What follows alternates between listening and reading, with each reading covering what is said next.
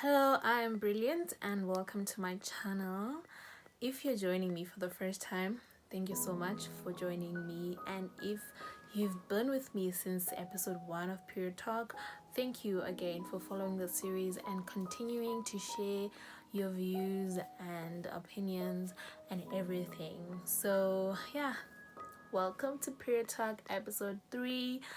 Today we're going to talk about menstrual hygiene, but briefly, the one thing we're really going to talk about is menstrual cups and reusable pads and how that relates to our hygiene and what aspects of that topic we're supposed to be exploring at this time in our lives and all of that. And today we're going to do it a bit differently. I'm going to be talking and doing my makeup, which has previously proven to be very difficult, but cheers to stepping out of comfort zones and trying something new. I hope you enjoy this episode. Stay tuned.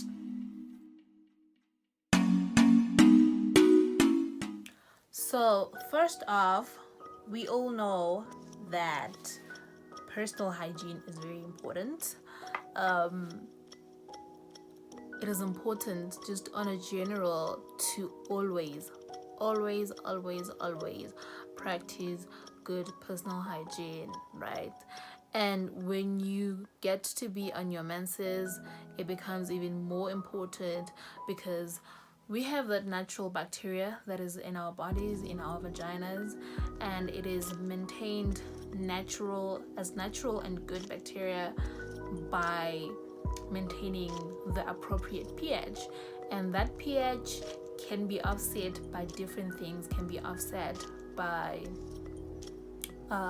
food you eat and all of those other things. But what I'm driving at is that when you don't practice good personal hygiene, you create room for that bacteria to become not natural and not good bacteria, which will result in infections and all those other things, right? So which is why when you're on your menses, because when you're on your menses, there's so many processes that are happening down there, so many things that are coming out of you, your blood, the tissue from your uterus lining, and all of that. And putting on or keeping on a pad or a tampon for longer than necessary can actually create a breeding ground for harmful bacteria. Bacteria thrives in dirty places, it thrives in warm places, it thrives in very damp places, right? And when you're on your menses, all those factors, like, there are there in that environment and can be harmful to you, which is why hygiene is important, right? So from my research, I found that I don't know what the average for you guys is, like the average amount of time that you spend with one pad on or before changing your pad and all of that. But the healthy time that I have found and learned about is between 4 to 6 hours, right? And since we're women and we're different and we get to experience different flows and everything, right? You'll find that you probably have a light flow such that you feel like you can keep your pad on for more than 4 hours, right? Which is okay because the flow is light, right? But on the other hand, if you come to think about it, it would also be helpful for you if you actually change it every 4 hours, because in as much as you haven't discharged much, you are still carrying and containing that musky discharge and creating an environment for bacteria to thrive. So it's important to change it at least every 4 to 6 hours at your discretion and whichever way you feel that you're now getting uncomfortable and all of that, right? but most importantly, considering that you're not creating an environment for bad bacteria, right? Now, whilst we are on that subject, we then think about, if I have to change my pad every 4 to 6 hours, or let's just say every 4 hours, it means I may just be using more pads than necessary. And with pads going for over $100, that means I get to incur more expense, and more expense is something that we don't want to incur. We don't want to have to spend more money on sanitary pads, and it goes back to the issue of period poverty, right? So that also takes me like to the core of what this episode is really about, whether or not we should use menstrual cups and reusable pads. Are they like a viable option? Are they a comfortable option? Are they a more economic option? But what does that mean for our hygiene? What does that mean for our health? Are we potentially putting ourselves at risk of getting infections, different infections?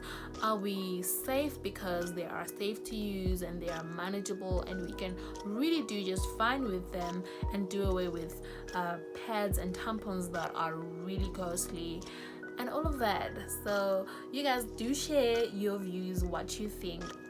So when we talk about reusable pads, we are talking about, they're basically made of cloth, and they have the same capacity of absorbance as your normal pads, and they basically play the same role. The only difference is, instead of disposing them and throwing them away, you get to wash them and reuse, right?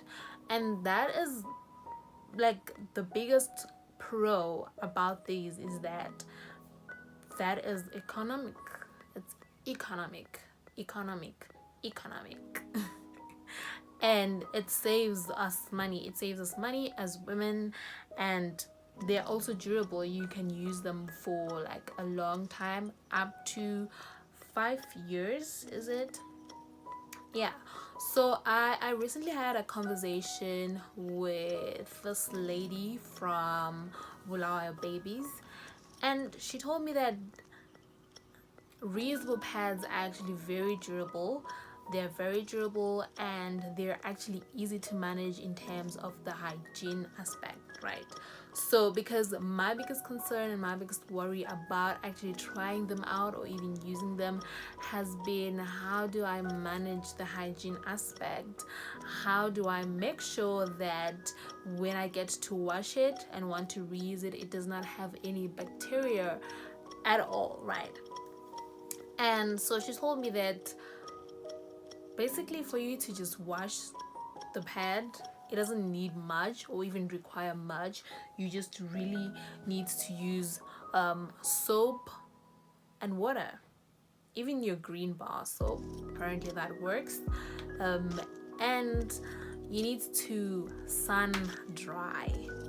So the sun drying aspect could probably be very challenging when we are in winter, but any other time you just need to soak your pad. When you remove it, you soak it so that everything that's been discharged onto it is removed and goes into the water.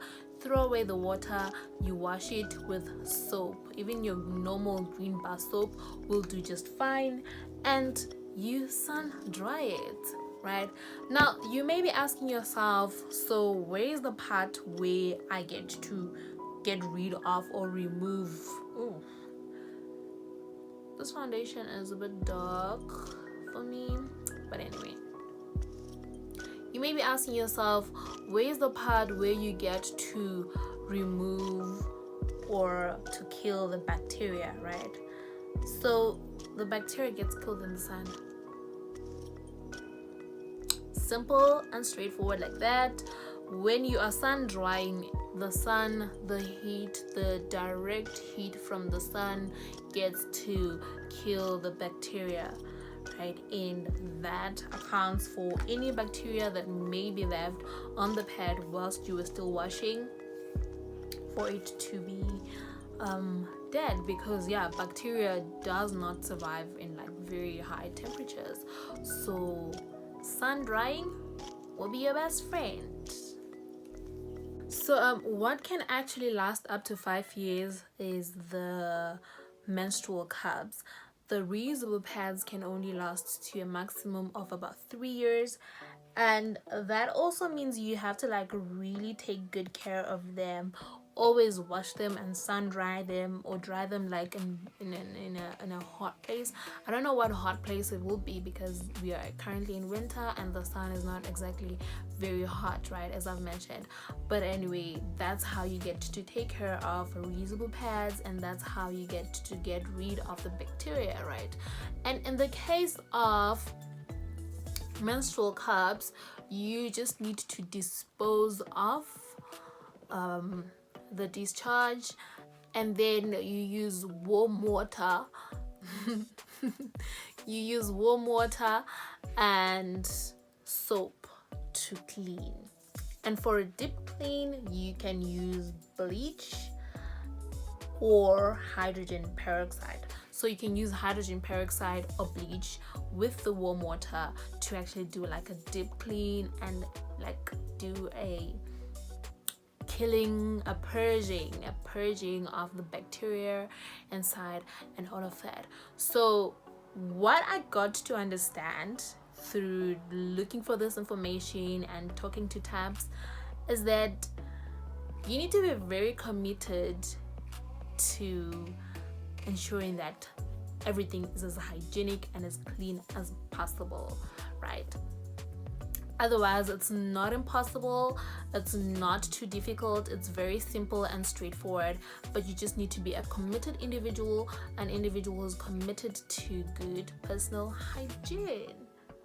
And that's all it takes for you to finally replace the expensive sanitary pads that you get to buy for over $100 with something that you can use for a couple of years. And of course you can like buy several and use them. So I feel like at this point I am personally convinced that I can use them and I can try them out. If I do try them out, I will tell you guys about it and how the experience was. However, I think at this point I have enough information.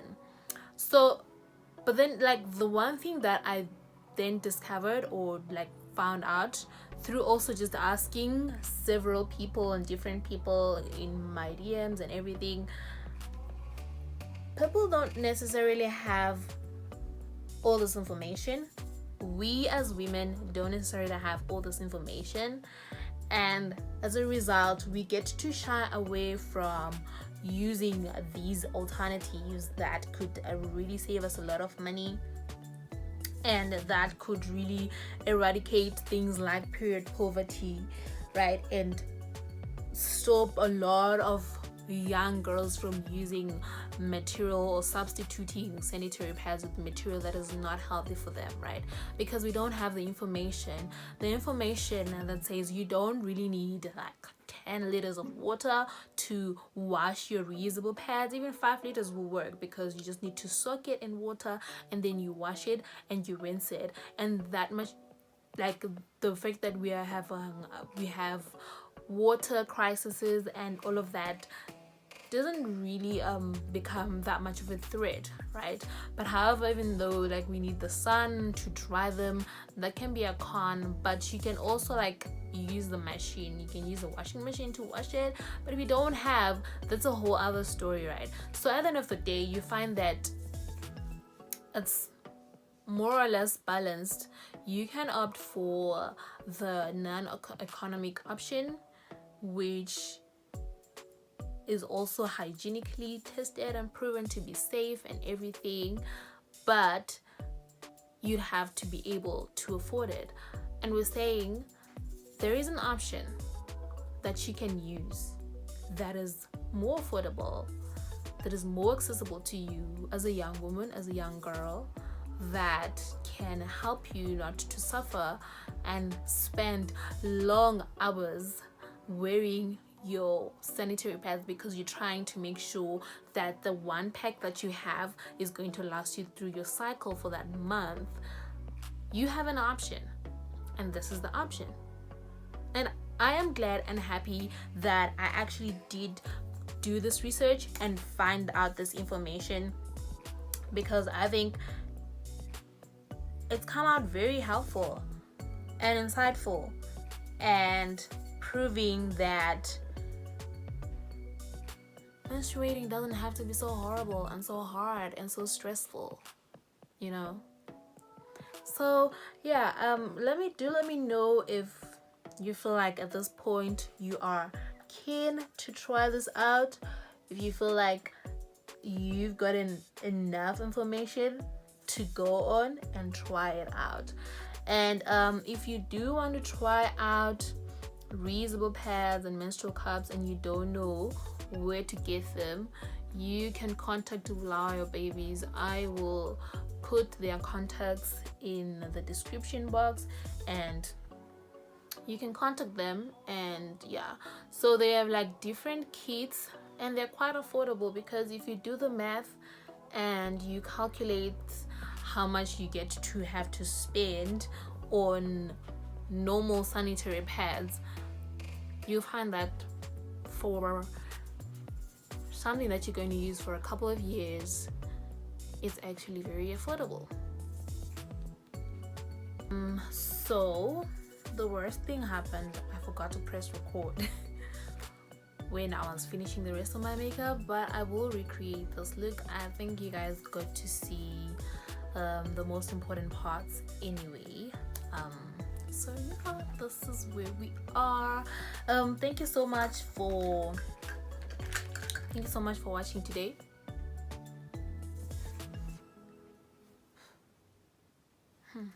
There's something I did on my lips, so thank you so much for watching today's episode of Period Talk. Do let me know what you think about what we talked about today, what you think about reusable pads. Are they as convenient as I was selling them, or you think that there is more to be talked about when it comes to reusable pads and menstrual cups?